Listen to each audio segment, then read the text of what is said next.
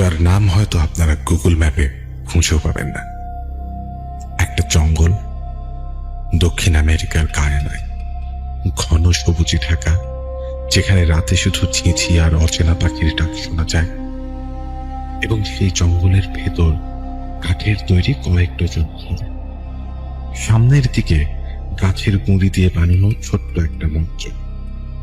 মঞ্চের সামনে কয়েকশো মানুষের জমায়, আর তাদের ওপরে যেন ঈশ্বরের মতো ঝুলে আছে এক মানুষের কণ্ঠ। আমাদের বাইরে কোনো দুনিয়া নেই।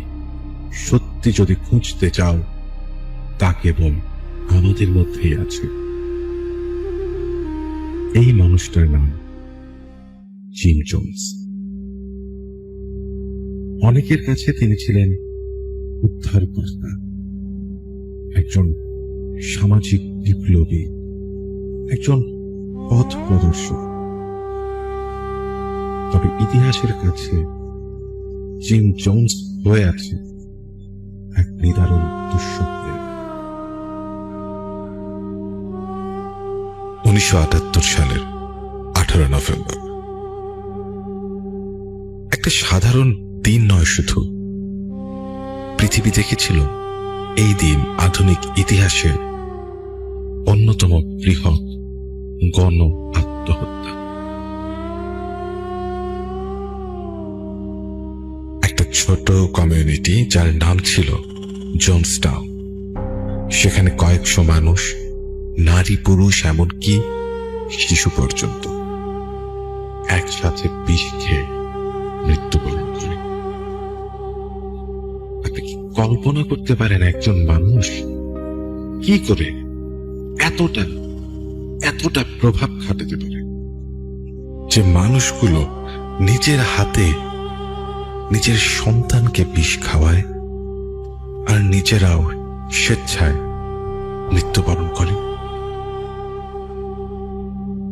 অলৌকিকের আজকের এপিসোডে আমরা খুঁজে বের করার চেষ্টা করব কিভাবে একজন ক্যারিশম্যাটিক প্রচারক, একজন আপাত দৃষ্টিতে মানবতাবাদী নেতা, একজন সোশ্যাল জাস্টিস ফাইটার ধীরে ধীরে পরিণত হলেন একটা কাল্ট লিডারে, যার আদেশে মৃত্যুবরণ করতে হলো শত শত মানুষকে। আপনি হয়তো ভাবতে পারেন, এসব হয়তো কোনো একটা নির্দিষ্ট জায়গার মানুষের ক্ষেত্রে হয়েছে, এটা কি আমাদের জীবনে কোনোভাবে রিলেভেন্ট? একটু ভেবে দেখুন তো, আমরা কি অন্ধবিশ্বাসে কাউকে নেতা বানাই না? আমরা কি কখনো প্রশ্ন না করে কাউকে গুরু বা আইডল হিসেবে বসে ফেলি না? আমরা কি নিজেরা না ভেবে কারো কথাকে চূড়ান্ত সত্য ধরে নেই না? জিম জোনসের গল্প কেবল একটি গণ আত্মহত্যার গল্প না, এটা হিউম্যান সাইকোলজি এবং অন্ধ আনুগত্যের উদ্ধারকর্তা খুঁজে বেরোনো একটা সমাজের গল্প, যেখানে মানুষ ভেবেছিল তারা স্বর্গে যাচ্ছে, কিন্তু বুঝতেই পারেনি আসলে তারা এক চরম দুর্গতির দিকে এগিয়ে যাচ্ছে। একটা সমাজ, একটা বিশাল জনগোষ্ঠীর মানুষ যখন তার উপর ঘটে যাওয়া বা একটা চলমান দুঃশাসন হতে পারে, একটা অপব্যবস্থা হতে পারে, সেখান থেকে মুক্তি চায়, তখন যদি সেই আরেকজন মানুষ খুঁজতে থাকে, যে মানুষটা তাকে মুক্তি দিবে, সেই উদ্ধারকর্তা এই ধরনের মনস্তত্ব আসলে কিভাবে একটা অনিবার্য পরিণতির দিকে নিয়ে যেতে চায়, আজকের এই জিম জোনসের গল্পটা সেটার একটা উদাহরণ। আজকের এই এপিসোডে থাকছে কিভাবে এক সাধারণ গরিব পরিবার থেকে উঠে এসে জিম জোনস নিজেকে মেসায়া বা নির্বাচিত মানুষ হিসেবে প্রতিষ্ঠিত করলেন, কিভাবে তিনি বর্ণ বৈষম্য, দারিদ্র্য, সামাজিক ন্যায় বিচারের কথা বলে হাজার হাজার অনুসারী হৃদয় জয় করলেন, কিভাবে সেই ভালোবাসা, সেই ভরসা, সেই বিশ্বাস ধীরে ধীরে পরিণত হলো ভয়, নিয়ন্ত্রণ আর মানসিক বন্দিত্ব। দশায়, আর শেষমেশ কিভাবে জনসটাউনের সেই ভয়ঙ্কর রাত তৈরি হলো যখন লাউড স্পিকারে বাজছিল বক্তৃতা আর প্লাস্টিক কাপে ঢালা হচ্ছিল সায়ানাইড মিশ্রিত ড্রিঙ্কস। এটা কেবল অতীতের একটা অন্ধকার অধ্যায় তুলে ধরা এপিসোড না।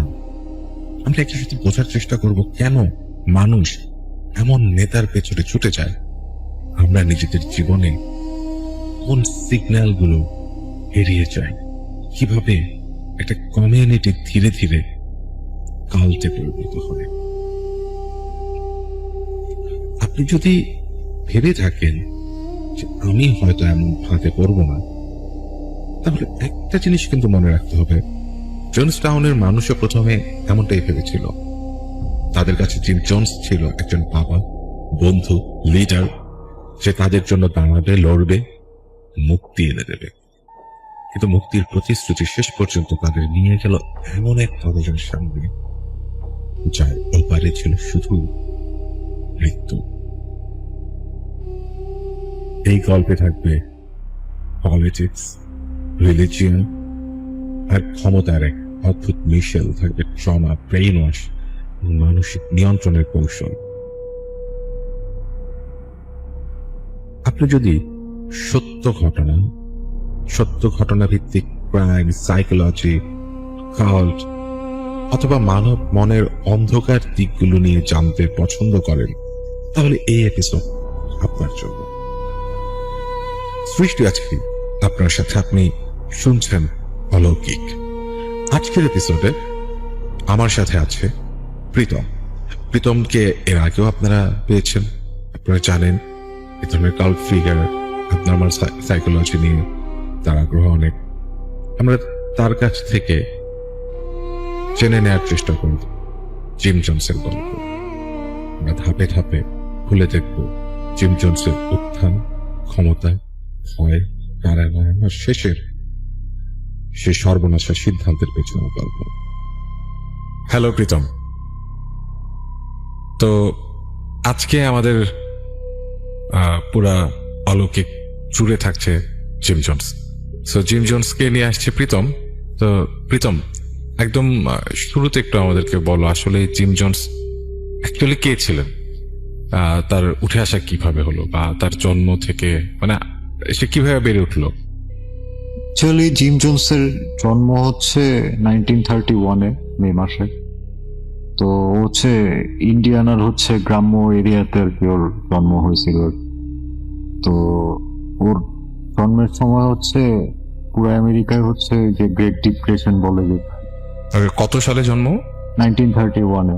ওয়েল, হ্যাঁ, মানে ফার্স্ট ওয়ার্ল্ড ওয়ারের পর, সেকেন্ড ওয়ার্ল্ড ওয়ারের আগে যে গ্রেট ডিপ্রেশন। রাইট, ওই টাইমটাতে। হ্যাঁ, তো চাইল্ডহুড হচ্ছে ও অনেক মানে পভার্টির মধ্যে কাটাইছে, সোশ্যালি আইসোলেটেড ছিল খুব। আর হচ্ছে ছোটবেলা থেকে হচ্ছে ও একটু স্পিরিচুয়াল টাইপের একটা ক্যারেক্টার ছিল, কারণ চার্চে বেড়ে ওঠা আর কি, চার্চেই ছোটবেলা থেকে ও হচ্ছে বড় হয়েছে আর কি।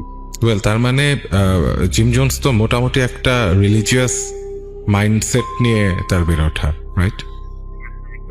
পরবর্তীতে তো সে সেই রিলিজিয়নের মানে সে রিলিজিয়নকেও তো সে অস্বীকার করে, রাইট? মানে সে তো প্যারালাল আরেকটা অল্টারনেটিভ রিলিজিয়নের দিকে টেনে নিয়ে যাচ্ছিল। হ্যাঁ, এটা ধরা যায় আর কি। ওইটার একটা টার্ম আছে, আমি এক্স্যাক্টলি এখন মনে করতে পারতেছি না। এটা হচ্ছে ব্যাপটিজমেরই একটা হচ্ছে ফর্ম আর কি। ও হচ্ছে ব্যাপটিজমের ফর্মটারই, মানে ক্রিশ্চিয়ানিটিতে তো হচ্ছে ব্যাপটিজম একটা আর কি, ক্যাথলিজম, তারপর হচ্ছে ব্যাপটিজম। তো ওর এটা হচ্ছে একটা টার্ম বলে, ওটা আমি এক্স্যাক্টলি এখন মনে করতে পারতেছি না। বাট ওই ফর্মে হচ্ছে ও হচ্ছে এটা করছে। আর এটার চলনটা হচ্ছে ওই টাইমে অনেকেই করতো আর কি। এই টিচিং সবার কাছে হচ্ছে ধরেন টিচিং করা আর কি, এই অ্যাক্টিভিটি গুলি হচ্ছে। আর এক সময় তো হচ্ছে চার্চে থাকতে থাকতেও হচ্ছে রেভারেন্ট হয়ে উঠছে আর কি। চার্চে একটা পজিশন আর কি, এটা পাদ্রী টাইপের আর কি। রেভারেন্ট হচ্ছে একটা পজিশন আর কি। তো এভাবে হচ্ছে ও আস্তে আস্তে নিজের 50s থেকে হচ্ছে ওর কার্যক্রম মানে সোশ্যালি আরো ও ইম্প্যাক্টফুল হয়ে আচ্ছা, এই জায়গাটাতে আমরা একটু আসি যে মোটামুটি হচ্ছে জিম জোন্স তার আর্লি লাইফ অনেক পোভার্টির ভিতর দিয়ে এসে বের উঠছে। অ্যান্ড হচ্ছে আমরা জানি যে ওই টাইমটুকু ওয়ার্ল্ডের রেসপেক্টেও আসলে খুবই একটা ডিপ্রেসিং টাইম ছিল, মানুষের কাজ ছিল না।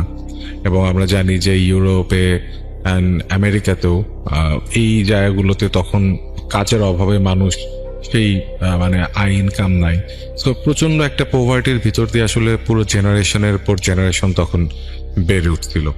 সো এরপর আমরা চলে গেছি একদম 50s এর দিকে, অর্থাৎ পোস্ট ওয়ার্ল্ড ওয়ার টাইমটুকুতে। সো এই টাইম সেকেন্ড ওয়ার্ল্ড ওয়ারের পরে পরের অংশটুকু, এই টাইমটুকুতেও তো মানুষের একটা তখন প্রবণতা যে এই যে আমাদের বর্তমান যে অর্থনৈতিক দুর্দশা, এই জায়গাগুলোতে সামাজিক অস্থিরতা, এই জায়গা থেকে সামওয়ান অর সাম পাওয়ার তাদেরকে একটা মুক্তি এনে দিতে পারে হয়তো, এরকম একটা ভোলাটাইল একটা মেকানিজম, একটা মেন্টালিটির ওই সেই সময় হচ্ছে সোশ্যালি হচ্ছে ইকুয়ালিটি ছিল না, ইনইকুয়ালিটির কারণে ধরেন ডিসক্রিমিনেশন অনেক বেড়ে গেছিল।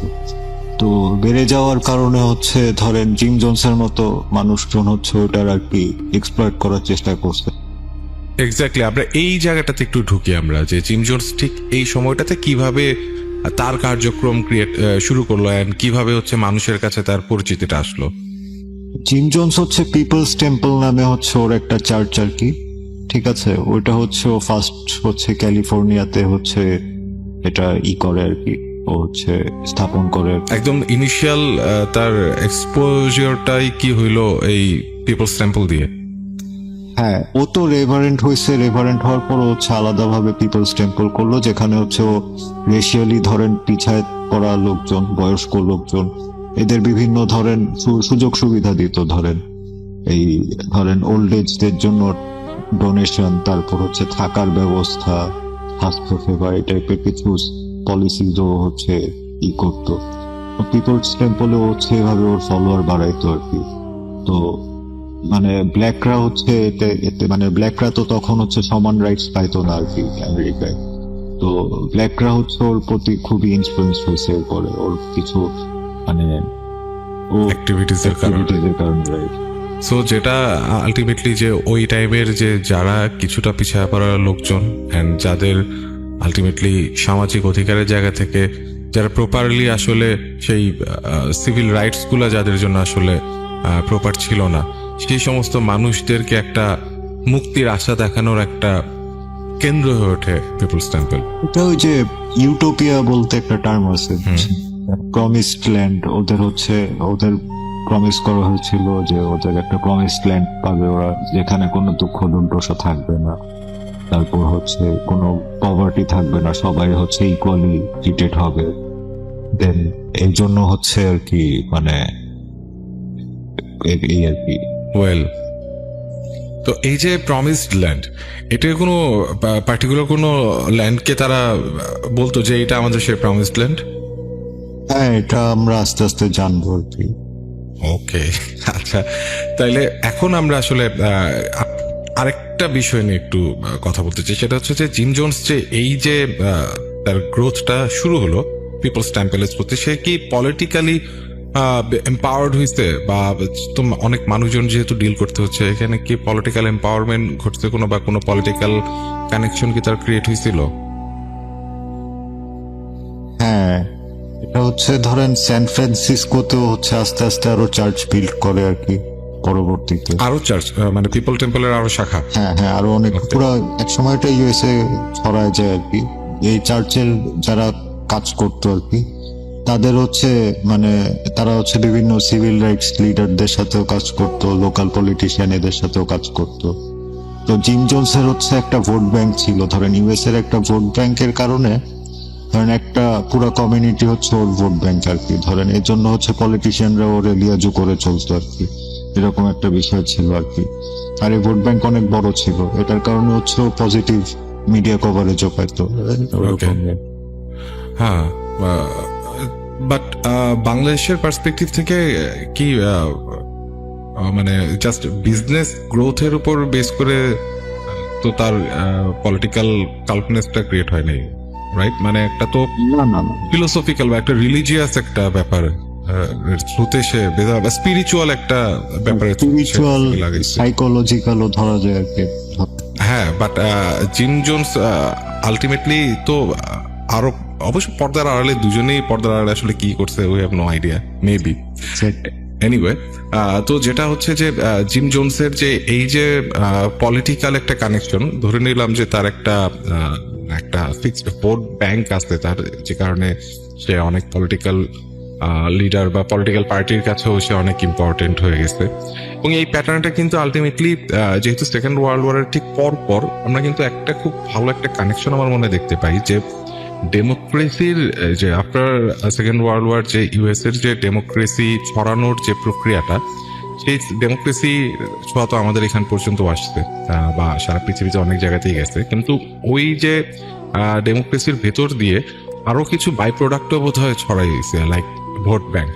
আপনার হচ্ছে যে এরকম কিছু মানুষ থাকে যাদের এরকম কোনো পার্টি থাকে যাদের আসলে হয়তো কোনো একটা ভোট ব্যাংক আছে বা একটা ফিক্সড ভোটার আছে, তাদের একটা এম্পাওয়ারমেন্ট হয়ে যায়। ওয়েদার ওরা আসলে পলিটিক্যালি ওরা কতটা স্ট্রং বা পলিটিক্যালি তাদের আইডিওলজি কতটা স্ট্রং, ওইটা হয়তো অতটা ম্যাটার করে না।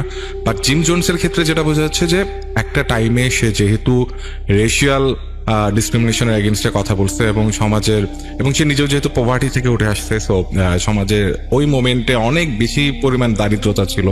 সো ওর ন্যাচারালি একটা বিশাল মানুষকে গ্র্যাপ করার মতো কিছু অ্যাক্টিভিটিস ছিল তার, এবং এর থ্রুতে সে একটা পিপলস টেম্পলের এবং তার পিপলস টেম্পল এন্ড সেটার আরো শাখা প্রশাখা সে ক্রিয়েট করে, অ্যান্ড বাই দ্য টাইম ও পলিটিক্যালিও এম্পাওয়ার্ড হতে থাকে।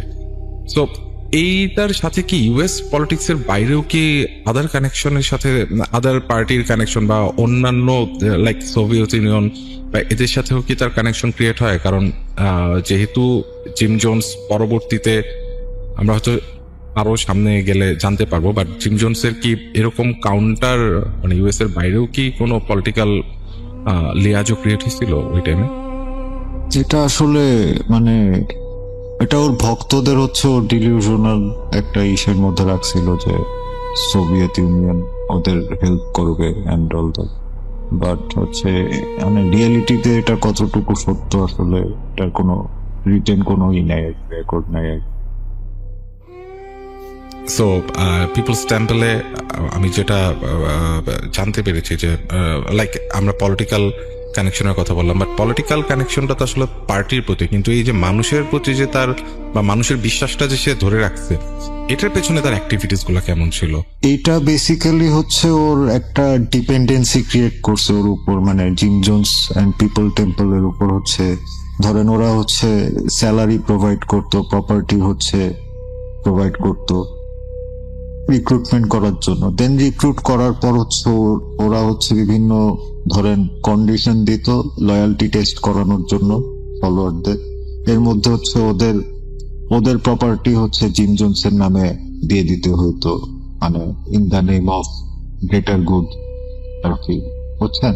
তো এইভাবে হচ্ছে জিম জোনস হচ্ছে ওর মানে অর্থের যে মেশিনটা ওইটা হচ্ছে সচল ছিল সবসময়, যে ওর ফলোয়ারদের স্যালারি প্লাস মানে প্রপার্টি এগুলি হচ্ছে ওর লয়্যালটি টেস্টের জন্য। আর ওদের একটা ছিল তোমাদের হচ্ছে কমিউনালি লিড করতে হবে একসাথে, মনে করো গ্রুপ মানে একটা কমিউনিটি যেভাবে থাকে তোমাদের ওইভাবে থাকতে হবে, মানে এক ধরনের কমিউনিজমই তো বলা যায়, যে লাইক কমিউনিজমে যেরকম বলে যে ইকুয়াল রাইটস এন্ড ব্যক্তি সম্পদের কে তার ইন্সপায়ার করে না। হ্যাঁ ওয়েল, তার মানে সামষ্টিক সম্পদ এবং ওইটার ভিতর দিয়ে আর কি সবাই সার্ভাইভ করতেছে।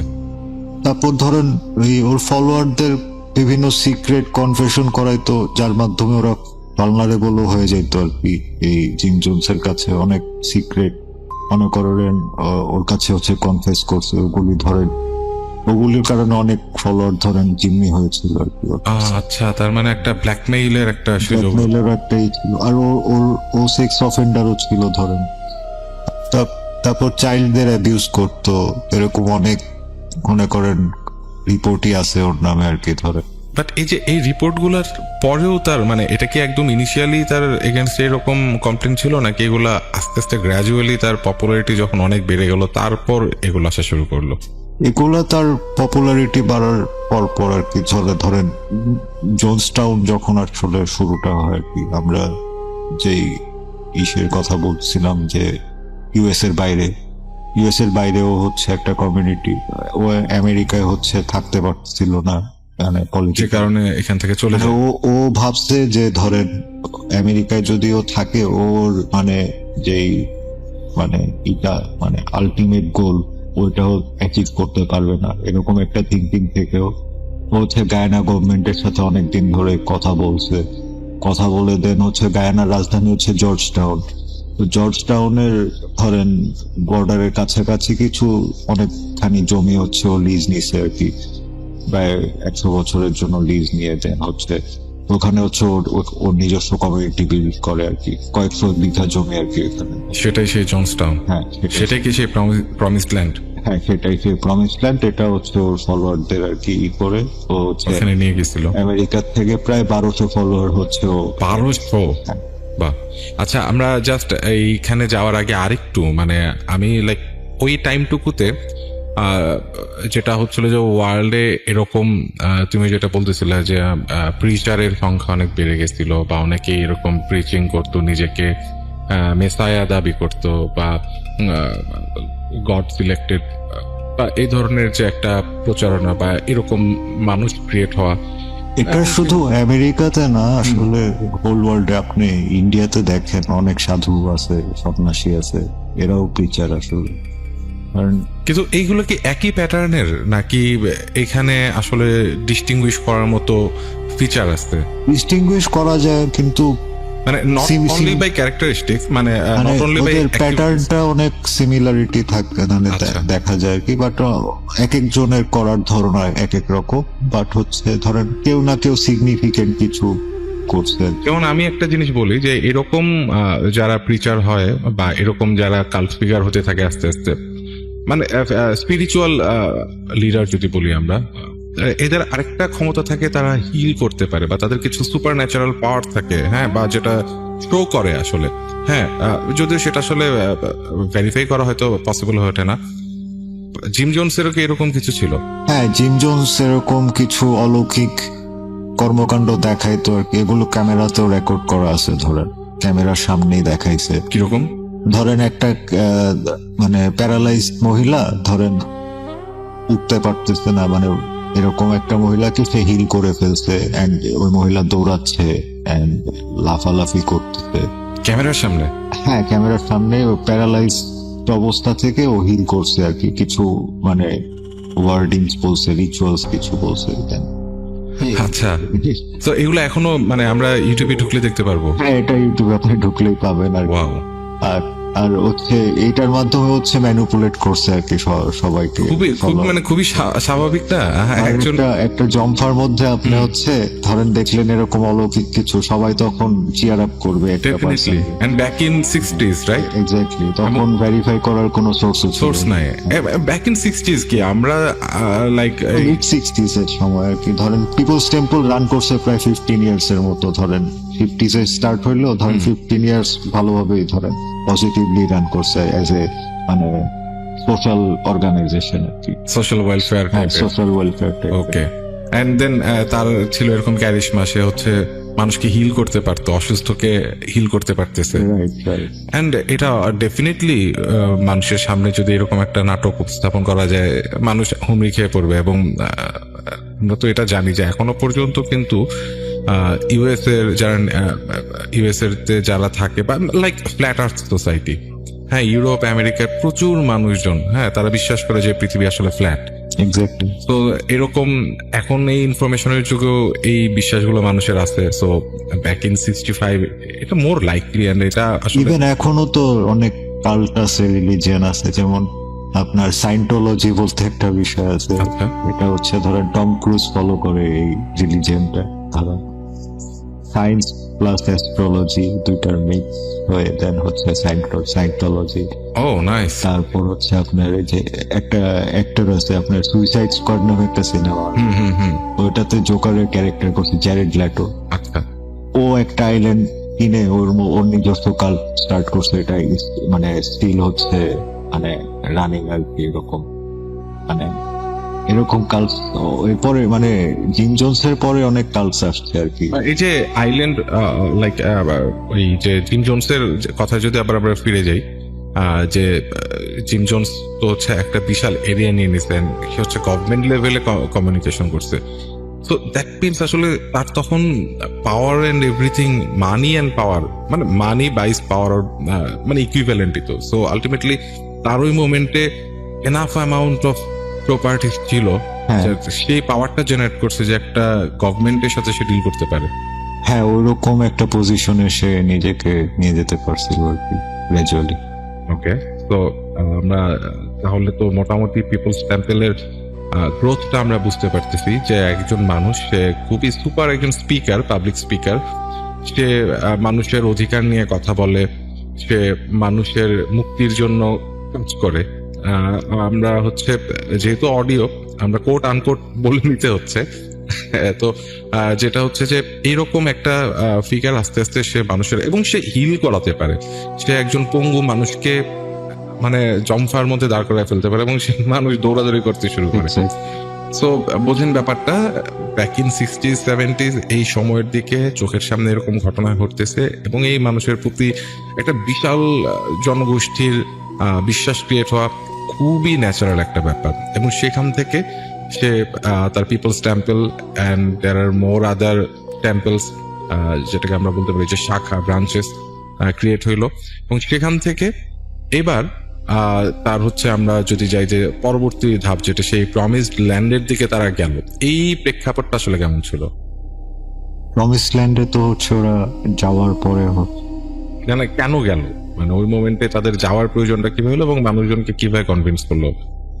আমি তো বললাম এটা যে জিম জোনস হচ্ছে মানে প্রেসারে পড়ে যাচ্ছিল, আর ওর যে আলটিমেট গোল ওইটা ও প্রেশারটা কি ইউএস গভর্নমেন্ট থেকে? যারা ফলোয়ার ছিল ওদের মানে ফ্যামিলি থেকে অনেক কমপ্লেন্টস আসা শুরু হয়েছে তখন, আর এটা আস্তে আস্তে বাড়ছে পরে। ওই মোমেন্টে কি মানে এই পিপলস টেম্পলে যারা যাইতো ওরা কি আবার ব্যাক করে আসতো? কেউ কেউ এরকম কি হয়েছে যে সে গিয়ে তারপর সে ব্যাক করে চলে আসছে? আসলে ওর ফলোয়াররাও রিয়েল ফেসটা হচ্ছে মানে কখনো দেখেনি, তখনও দেখতে পারে নাই, এটা পরবর্তী ধাপে ধরেন দেখতে পারছে, ধরেন after going to the promise land. আচ্ছা, তার মানে এর আগে হচ্ছে যে মানুষগুলো চলে যেত তাদের ফ্যামিলি থেকে হচ্ছে কমপ্লেন আসা শুরু করলো। শুরু হয়েছে মাত্র মানে এক দুই জন আর কি ধরেন কমপ্লেন করা স্টার্ট করছে, বাট ওইটাকে ও এত পাওয়ারফুল ছিল ওই সময়, ওটাকে ও গ্রাহ্য করে না আর কি, এরকম বিষয় ছিল। এন্ড দেন সেটা গভর্নমেন্ট এটার এগেইনস্টে স্টেপ নেওয়া শুরু করে। না, তখনও গভর্নমেন্ট আর কি এত সিরিয়াসলি দেখে নাই। ওইটা হচ্ছে ও ধরেন শিফট হওয়ার পরে দেন হচ্ছে মানে ফ্যামিলি থেকে হচ্ছে মানে যারা চলে গেছে তাদের হচ্ছে রিলেটিভরা হচ্ছে গভর্নমেন্টকে মানে অনেক শুরু মানে বাড়তে থাকে আস্তে আস্তে, যে আমাদের মানে ফ্যামিলির এই সদস্য হচ্ছে ওখানে চলে গেছে, এখন প্রপার্টিও দিয়ে দিচ্ছে, তো হ্যাঁ সবই দিয়ে মেজর ব্যাপার। জব ছেড়ে দিচ্ছে, জব টবের মানে স্যালারি সব টাকা দিয়ে দিচ্ছে, যার ভিটামাটি আছে সবই দিয়ে দিচ্ছে জিম জোনসকে। তো এরপর হচ্ছে এই যে কমপ্লেন আসা শুরু করলো এন্ড তার যে বিলিফ যে সে তার যে কাজ সেটা সেখানে করতে পারবে না, তো সবাইকে নিচে চলে গেল। সবাই যারা যেতে চাইছে ওর সাথে আর কি, ও জোর করে নাই কাউকে। ওভারনাইট চলে গেল এরকম? ও ওই যে সবাইকে প্রমিস ল্যান্ডের একটা মূলা ঝুলাই দিছে আর কি। কিভাবে গেল? ওরা মানে as far age I know হচ্ছে ফ্লাইটেই গেছে। হ্যাঁ, তো বিশাল অ্যামাউন্ট মানে নর্থ আমেরিকা থেকে সাউথ আমেরিকাতে চলে গেল। হ্যাঁ সাউথ আমেরিকাতে চলে গেছে। তারপর আমরা তাহলে এই জোনস টাউনটা কিভাবে করে উঠলো এন্ড এইটা সম্পর্কে একটু শুনি। তো জোনসটাউন হচ্ছে অ্যাকচুয়ালি হচ্ছে একটা এগ্রিকালচারাল প্রজেক্ট ছিল আর কি, জিম জোনসের এই হিসেবে ও স্টার্ট করছে আর কি গায়ানাতে। তো ওইখান থেকে হচ্ছে ওর মানে ফলোয়ারদের উপর কন্ট্রোল করার যে ইটা, তখন ওটা প্রখর ভাবে সামনে আসে আর কি ফলোয়ারদের কাছে আর কি। ও কিছু রিচুয়ালস করাইতো ধরেন এই ওর মানে লয়ালটি করানোর জন্য ধরেন। তারপর হচ্ছে এই হোয়াইট নাইটস বলতে একটা রিচুয়াল করতো, এটাই আলটিমেটলি হচ্ছে এই মানে জনসটাউনের শেষ পরিণতি ছিল আর কি।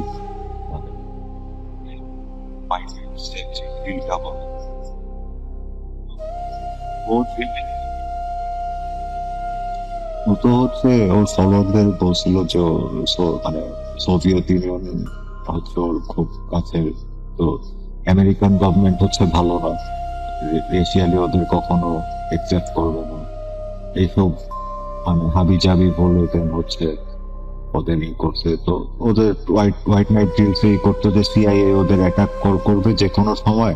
ইভেন হচ্ছে ওর যে গানম্যানরা ছিল আর কি, ওরা হচ্ছে রাত্রেবেলা ওই জঙ্গল থেকে গুলি করতো, গুলির সাউন্ড ই করে ওর হচ্ছে ধরেন ওই পুরা জোনসটাউনে হচ্ছে যে মাইকিং করা ছিল আর কি। তো হচ্ছে মাইকে করে হচ্ছে সবাইকে বলতো যে মাঝখানে চলে আসতে, উঠানে চলে আসতে। দেন হচ্ছে ওই হোয়াইট নাইট ড্রিল হচ্ছে ওইটাতে হচ্ছে ও কুলেট বলতে একটা ড্রিঙ্ক আর কি। আর একটা আমেরিকা একটা প্রবাদ আছে খুব ধরেন ফেমাস, যে ডোন্ট ড্রিঙ্ক দ্য কুলেট। তো এই কুলেট হচ্ছে বেসিক্যালি হচ্ছে একটা ওয়াইন টাইপের, এটার সাথে ও বলতে হচ্ছে যে মানে ওটা হচ্ছে একটা আছে বিষ আছে সায়ানাইড, হ্যাঁ সায়ানাইড মিক্স করে তারপর হচ্ছে ওদের খাওয়াই দিবে আর কি। যে এটা হচ্ছে ওরা মানে ম্যাস সুইসাইডের প্র্যাকটিস করতো আর কি বেসিক্যালি। কিন্তু প্রতিবারই হচ্ছে কিছু মানে মানে এটা দেখা যেত যে এটা হচ্ছে জাস্ট লয়্যালটি টেস্ট ছিল আর কি, এর বেশি কিছু ছিল। কিন্তু 78-এ হচ্ছে ধরেন এই রিয়েল ঘটনাটা। আমরা এখানে এটা কিন্তু খুবই মানে অবিশ্বাস্য রকমের একটা ভয়ঙ্কর ব্যাপার যে মানুষগুলো কি পরিমাণ ব্রেন ওয়াশ অর মানে এটা ব্রেন ওয়াশ দিত। ব্রেন ওয়াশ ভীত ধরেন ওরা মানে ওরা ইসে চলে যাওয়ার পর, জোনসটাউনে চলে যাওয়ার পর ওদের তো মানে ওখান থেকে বেরিয়ে আসা ব্যাক করার কোনো ওয়ে নাই ধরেন। আর জিম জোন্স যে স্ট্রিক্ট ডিসিপ্লিনের মধ্যে সবাইকে রাখতো, সবাইকে দিয়ে কাজ করাইতো, হার্ড লেবার করাইতো, ঠিক আছে। তারপর ধরেন শাস্তি দেওয়া হয়তো এমন টাইপের যে ধরেন স্লিপ ডিপ্রাইভেশন, মানে হচ্ছে ও কোনো মানে ই করছে মানে রুল ব্রেক করছে, ওর হচ্ছে রাত্রে ঘুমাইতে দেওয়া হবে না, ঠিক আছে। এরকম সাইকোলজিক্যাল ধরেন শাস্তিগুলি দিত আর কি। তারপর পাবলিক শেমিং কিছু মানে রিচুয়াল ছিল, ওগুলি সবার সামনে করতো, ওদের সামনে মানে বিভিন্ন ভাবে অত্যাচার করতো আর কি। তো ওরাও হচ্ছে ভয়, আর ওদের তো গানম্যান ছিল অনেক, তো জীবনের ভয়ে অনেকে কেউ কিছু বলতে পারতো না। দেন তো হচ্ছে যে আমরা আস্তে আস্তে ওটাতে যাবো আর কি। আমাদের সেই আলটিমেট আছে পিপল জনসটাউনের সেই আলটিমেট রাত 1928 জনসটাউনের রাতের আগে কিছু প্রেক্ষাপট আছে, ওগুলো আমাদের ডিসকাস করে নেওয়া উচিত। আমি একটু শুনি। তো এই সম্ভবত এখন সিনেটর হ্যাঁ আমেরিকার গভর্নমেন্ট হচ্ছে প্রচুর প্রেশার পাচ্ছিল মানে ওই জনগুলো থেকে ফ্যামিলিগুলোর কাছ থেকে। তো ফ্যামিলিগুলোর কাছ থেকে যাওয়ার পর লাস্টে হচ্ছে এই লিও রায়ান নামে একজন কংগ্রেসম্যান আছে, তো ওনাকে হচ্ছে আমেরিকান গভর্নমেন্ট হচ্ছে এই জনসটাউন পরিদর্শন করার জন্য পাঠাইছে আর কি, কোট আনকোট, ঠিক আছে। মানে ওই সময় হচ্ছে লিও রায়ান, তারপর হচ্ছে আমেরিকার মিডিয়ার অনেক জার্নালিস্ট, তারপর ক্যামেরাম্যান, প্রায় একটা বড় টিমই হচ্ছে প্রায় গিয়েছিল আর কি জনসটাউনে। হ্যাঁ, তো জনসটাউনে যাওয়ার পরে হচ্ছে ফার্স্টের দিকে ও লিও রায়ান দেখে যে সবকিছুই মানে একদম গোছানো, একটু বেশি গোছানো আর কি, ধরে মানে একদম বেশি পারফেক্ট মনে হচ্ছে আর কি, সবাই হাসি খুশি এরকম। কিন্তু ধরেন ওর যে মিডিয়া গ্রুপ ছিল ওদের কাছে একটু পর পর কয়েকজন এসে লুকায় লুকায় কিছু নোটস দিয়ে যাচ্ছে হাতে, ঠিক আছে, যে get us out of here, we don't want to leave here, এরকম বিভিন্ন নোটস দিয়ে গেছে। এরকম প্রায় 15-20 জনের নোটস পাইছে লিও রায়ান ওই রাতে, ঠিক আছে। ওই রাতে হচ্ছে একটা প্রোগ্রামও হয়েছিল আর কি, যে ওখানে হচ্ছে মানে গান মানে একটা মহিলা গান গাইছিল, পরের দিন উনি ফেলা হয়েছে। তো এই ইসে হচ্ছে আপনার এই যে আমি কইছিলাম যে রাতে একটা প্রবলেম হলো। তো জিম জোন্সকেও হচ্ছে লাস্টের দিকে জিজ্ঞেস করে যে এখানে তো অনেকে থাকতে চায় না, তো এখানে যারা থাকতে চায় না আমি তাদেরকে নিয়ে চলে যাব, ঠিক আছে। জিম জোন্স বলছে। জিম জোন্সকে লিও রায়ান বলছে। আচ্ছা আচ্ছা, ওকে। হ্যাঁ, তো জিম জোন্স ওই সময় হচ্ছে আর কি একটু কাচুমাচু শুরু করছে আর কি, যে মানে আচ্ছা তো তারা তো নিয়ে যাও তুমি, সমস্যা নেই। তো ওদের পাঠিয়ে দিছে, যারা যারা যেতে চাইছে তাদের অনেককে পাঠিয়ে দিছে আর কি। ইভেন আপনার হচ্ছে টিএনবিসি বা এনবিসি, এটার একটা রিপোর্ট আছে জিম জোন্সের উপর, ওটার মধ্যে ভিডিও ক্লিপিং গুলিও দেখা যায় যে মানে জিম জোন্সকে জিজ্ঞাসাবাদ করা হচ্ছে মিডিয়ার দ্বারা, তারপর হচ্ছে মানুষজন আইসে এসে নোটস দিচ্ছে, এরকম কিছু ফুটেজও আছে। তো ওই টাইমে কি জিম জোন্স তখনও কি খুব কনফিডেন্টলি সবকিছু রেসপন্স করতেছিল? হ্যাঁ, ও মানে বলতেছে না না এখানে সবাই হ্যাপি, না এখানে সবাই হ্যাপি, তারপর হচ্ছে আহ, এখানে কোনো সমস্যাই নাই আর কি, তোমরা যেটা করতেছো এটা মানে ভুল ইনফরমেশন নিয়ে আসছো তোমরা, এখানে কেউ বাসায় ব্যাক করতে চায় না।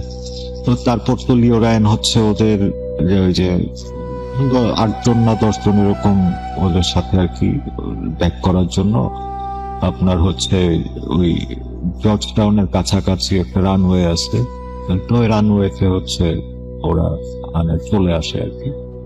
তো ওই রানওয়েতে ওদের প্লেন দাঁড়ায় ছিল, দেন হচ্ছে একটা ওই যে ট্রাক্টরের পিছনে যে থাকে না, ওই যে আরেকটা বগি টাইপের যে থাকে ওটা, হ্যাঁ ওই টাইপের একটা নিয়ে আপনার হচ্ছে একটা ট্রলির মতো, ট্রলির মতো। ইঞ্জিন নাই আর কি।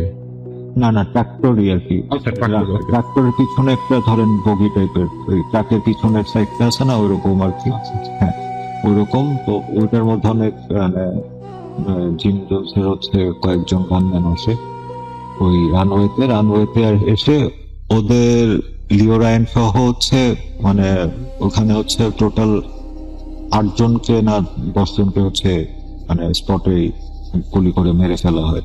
ইভেন একটা ফুটেজ আছে ইউটিউবে আপনার, এখানে হচ্ছে আপনার ওই এনবিসির ক্যামেরাম্যান ওরে গুলি করতেছে আর কি, ওই গুলি করার মানে ভিডিও হচ্ছে ও মরার আগে শুট করে তারপর হচ্ছে মারা গেছে। আর একই সময় হচ্ছে জিম জোন্স হচ্ছে ওই হোয়াইট নাইট ড্রিল আবার কল করছে পুরো জর্জ টাউনে।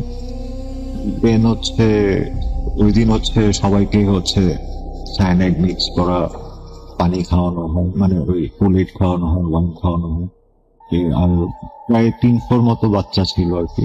তো ওদের হচ্ছে আপনার এই ইনজেকশন সিরিঞ্জ ইনহেল করে, তারপর হচ্ছে প্রায় 900 মানুষের উপর হচ্ছে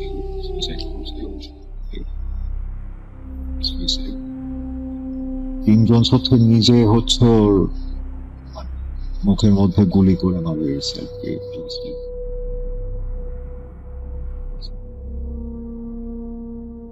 পেপার কাটিং কয়েকটা দেখছি যে মানে ডেথ টোল ফার্স্টে হচ্ছে ওরা কাউন্ট করতে পারে না, মানে এত মানুষকে মারা গেছে। ফার্স্টে ডেথ টোল ছিল 300, 400, 500, এভাবে গ্র্যাজুয়ালি লাস্টে 900 ক্রস করছে। অ্যান্ড 9/11 এর আগ পর্যন্ত এটাই আমেরিকার হিস্টোরিতে সবচেয়ে বড় ইন্টেনশনাল ম্যাস মার্ডার ধরা হয়। খুব ভারী একটা ঘটনার ভিতর দিয়ে আমরা গেলাম। জোন্স টাউনের সেই ম্যাস সুইসাইড, এবং তার ঠিক আগের রাতেই তো মানে তার ঠিক আগের দিন নাকি ওই রাতেই ঘটলো ব্যাপারটা। ওই দিনই মানে যেদিন হচ্ছে সেই মার্কিন কংগ্রেসম্যানকে কিল করা হয় and তার ক্রুকে কিল করা হয়, সেদিনই তারা kill করে। এরপর ওকে, বাট এই সময়টাতে যে লাইক জিম জোন্স যেই রকম একটা কাল্ট ফিগার হয়ে উঠছে, ওই সময় কি আমেরিকাতে এরকম সিমিলার আরো কোনো কাল্ট ফিগার ছিল? ছিল, ধরেন আমাদের ইন্ডিয়ারই একজন ছিল, ধরেন রজনীশ বা ওশো, মানে ও হচ্ছে আমেরিকা খুবই পপুলার। হ্যাঁ ওশো স্পিরিচুয়াল একটা খুবই ভালো লিডার আর কি। ধরেন ওশো ভালো নাকি? আমার মানে ওশো ফ্যান। আমি ওর ফ্যান আর কি। ওর Well, মানে কোনো তাহলে তো অকারেন্স ওকে- তো ঘটায় নাই, সো আচ্ছা। হ্যাঁ ওর কাছেও আর্ম কার্ড ছিল, এন্ড তারপর ধরেন পলিটিশিয়ানদের, মানে ও বড় লোকদের, ওর কাছে ওসরে আমার রবিন হুড মনে হয়। কারণ ও হচ্ছে ও পলিটিশিয়ানদের কাছ থেকে পলিটিশিয়ানদের বাচ্চা কাচ্চাদের কাছ থেকে টাকা পয়সা নিত, এর বিনিময়ে হচ্ছে ওদের বাচ্চা কাচ্চাদের সাইকেডেলিক ড্রাগ দিত। এটা ওকে, সো তার মানে ওশো ওই মোমেন্টেই মানে মোটামুটি সিমিলার সময়ের হচ্ছে। হ্যাঁ, এই 78-এ হচ্ছে আপনার জনস্টাউন ম্যাসাকারটা হয়েছে, আর ওশো আমেরিকা ছাড়ছে 81 বা 80-তে মারা গেছে, মেবি 81-এ, আর ও হচ্ছে আমেরিকা ছাড়ছে 80-তে। এরপরে হচ্ছে ও মানে ওশো কি এরকম কোন একটা প্রমিসড ল্যান্ডে সবাইকে নিয়ে গেছিল? হ্যাঁ, ওর প্রথম আশ্রম ছিল পুনেতে, ইন্ডিয়ার পুনেতে। পুনের থেকে ও পরে হচ্ছে আমেরিকায় শিফট করছে। ইভেন ধরেন ওশোর কিন্তু অনেক ফেমাস ফলোয়ার আছে। আপনার এই যে রিসেন্টলি যে ভাইরাল হয়েছে খুব, অক্ষয় খান্নার বাপ আপনার হচ্ছে বিনোদ খান্না হচ্ছে এক সময় মানে ইন্ডিয়ান সিনেমাতে খুবই মানে অমিতাভের থেকে জনপ্রিয় অ্যাক্টর ছিল ওর টাইমের আর কি। ওর পিক টাইমে হচ্ছে ও অ্যাক্টিং ছেড়ে ওশোর বাথরুম 3.5 বছর পরিষ্কার করছে আমেরিকায় গিয়ে। কি পরিমাণ স্পিরিচুয়াল লিডারদের প্রতি মানে তাদের যে শিষ্য যারা থাকে বা অনুসারী যারা থাকে, ফলোয়ার্স যারা থাকে, তাদের লয়ালটি মানে খুবই টপ নচ লেভেলের লয়ালটি। তো আসলে এটা নিয়ে আমরা আসলে হয়তো বা মানে সেই বিশ্বাসটা নিয়ে আমরা আসলে মজা করতে পারি না, বা এটা নিয়ে আসলে ফান করাটা মানে আমাদের আসলে এটা করা সাজেও না। বাট যেটা আসলে যে মানুষ আসলে কাকে বিশ্বাস করছে বা ওই টাইমে আসলে তার সাইকোলজি কিভাবে কাজ করছে, এই বিষয়গুলো হয়তো বা আমরা জানার চেষ্টা করতে পারি। হয়তো বা তার অ্যাক্টিভিটিস এর ভেতর দিয়ে আমাদের নিজস্ব জাজমেন্টাল জায়গা থেকে হয়তো বা আমরা একটা জাজমেন্টে আসতে পারি যে হ্যাঁ আমি এটা অ্যাকসেপ্ট করবো, এটা করবো না। বাট এর বাইরে আসলে কিছু আমাদের বলার নাই। বাট জিম জোনসের ক্ষেত্রে যেটা, জোনসটাউনের যে ঘটনাটা, এটা আসলে খুব স্বাভাবিকভাবেই দেখা যাচ্ছে একজন ফিগার যে খুব মানে মানুষের উইকনেসকে কাজে লাগিয়ে বা তার সেই উইকনেস দূর করার যে একটা সম্ভাবনার মূলা বলা যেতে পারে, বা সম্ভাবনার একটা মানে সেই মুক্তির আশ্বাস দেখিয়ে তাকে সেই সমর্থন দিয়ে তার বিশ্বাসটা কাজে লাগিয়ে, এবং এই যে হিলিং এর মতো কিছু নাটক সাজিয়ে তাদের পক্ষে সেই পপুলারিটিটা গেইন করা পসিবল। অ্যান্ড সেই গেইন করার পরে তারপর যখন আস্তে আস্তে তাদের আসল রূপটা, তাদের হিংস্র রূপটা যখন প্রকাশ পেতে থাকে, তখনই হয়তো বা ডিসাইডেড হয়ে যায় যে আসলে কার কি উদ্দেশ্য। অর্থাৎ একটা না একটা সময় গিয়ে সে তার মুখোশ খুলবেই, না হলে আসলে তার এই টোটাল মানে অ্যাক্টিভিটিস আসলে হয়তো বা অর্থহীন, নাকি পরবর্তীতে আরো মডার্নাইজড হয়েছে যে মুখোশ না খুলেও সেটা ব্যবহার করা যায়। হয়তো বা আমরা পৃথিবীতে এরকম প্যাটার্ন মিলিয়ে দেখতে গেলে এরকম অনেক চরিত্র পেয়ে যেতে পারি। তো যা হোক, আজকের অলৌকিকে আমরা ছিলাম জিম জোনসকে নিয়ে। আমাদের সাথে আছে প্রীতম। তো প্রীতমের কাছে শেষ প্রশ্ন হিসেবে যদি জিজ্ঞেস করি যে লাইক অসর কথা শুনলাম সমসাময়িক কালে, বর্তমান সময়ে এরকম কিছু কাল্ট আছে, তো তোমাকে যদি বলা হয় যে কাল্ট ফিগারদের ভেতরে মাইট বি টু আর্লি, যদি তুমি আরো অন্যান্য কাল্ট ফিগারদের নিয়েও আমাদের অলৌকিকে আসতে চাও, হয়তো বা আরো অনেক টেনে কথা বলার পরে হয়তো জিজ্ঞেস করতে পারতাম, বাট তাও একটু আর্লি জিজ্ঞেস করি যে এই যত কাল্ট ফিগার তুমি স্টাডি করছো, এর ভেতর সবচেয়ে প্রিয় বলবো না, মানে সবচেয়ে ড্রামাটিক বা সবচেয়ে ক্যারিশমাটিক তোমার কাকে মনে হয়েছে? সবচেয়ে ক্যারিজমেটিক ওজি তো হচ্ছে আমার কাছে চার্লস ম্যানসন। ঠিক আছে, ওজি অসবর্ন। ওজি মানে অরিজিনাল যে ছিল আর কি, সে হচ্ছে সরি, ওজি। যেখানে ওজি অসবর্ন কি সে ওজি থেকে আসছে? না, ওজি হচ্ছে অরিজিনাল আর কি। ও আচ্ছা, ওজি মানে হচ্ছে আমি হচ্ছে ওজি ঢাকা, মানে আমি ঢাকার অরিজিনাল, তারপর এমন। এটা কি somehow Gen Z? It's a Gen Z term. তার মানে এটা মানে ওয়ার্ল্ড ওয়াইড পপুলার না ছিল না আগে? ওজিটা মোটামুটি ধরেন জেনজি আর মিলেনিয়ালের মাঝামাঝি টাইম। আচ্ছা, ওকে, আচ্ছা, নাইস। তো যেটা বলতেছিলা যে সবচেয়ে কি বলে ক্যারিজমেটিক কাকে লাগে? আমি আমার পার্সোনাল ফেভারিট হচ্ছে চার্লস ম্যানসন, বাট সবচেয়ে ইম্প্যাক্টফুল ছিল হচ্ছে জিম জোন্স, মানে ইন দা মানে টোটাল কাল্ট হিস্ট্রি। আর দেয়ার ইজ এ কি বলা যায়? হ্যাঁ, there is a famous saying যে ধরেন কোনো মানে কাল্ট যখন হচ্ছে মানে সাকসেসফুল হয়ে ওঠে তখন সেটা ধর্মে রূপান্তর হয়, কিন্তু কোন ধর্ম হচ্ছে ধরেন মানে আনসাকসেসফুল ধর্ম হচ্ছে অ্যাকচুয়ালি কাল্ট, মতবাদ বা ধর্ম যেটাই বল। তাহলে শেষ করব জিম জোনসের কে নিয়ে আমাদের আজকের অলৌকিক।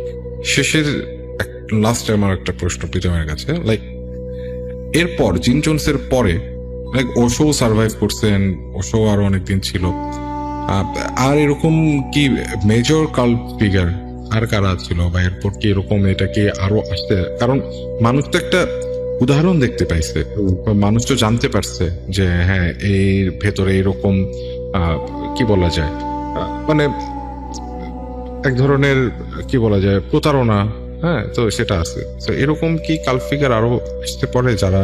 হ্যাঁ, অ্যাকচুয়ালি আসছে। এটা ধরেন 90s এর দিকে হচ্ছে হেভেন্স গেট নামে একটা কাল্ট ছিল।